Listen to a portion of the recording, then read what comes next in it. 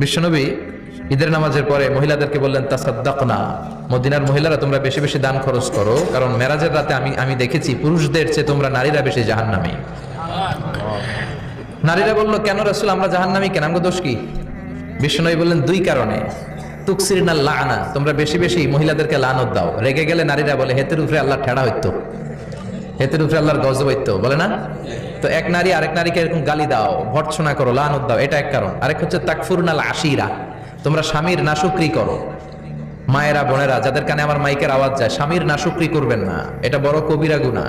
আপনি অনেক আল্লাহর ওলি হতে পারেন, নামাজি হতে পারেন, কিন্তু আপনার স্বামী যদি আপনার উপর নাখোশ থাকে, জান্নাতের দরজা আপনার জন্য খুলবে না। বিশ্বনবী ফাতেমারে বললেন, ফাতেমা আলী কোথায়? ফাতেমা বলল, আপনার জামাই আলী আমার সাথে ঝগড়া করে বাইরে গেছে। বিশ্বনবীর চেহারাটা আগুনের গোলার মতো লাল হয়ে গেল। বিশ্বনবী ডেকে বললেন, ফাতেমা তুমি বিশ্বনবীর মেয়ে হতে পারো, কিন্তু আলী তোমার স্বামী, আলী যদি তোমার উপর নাখোশ থাকে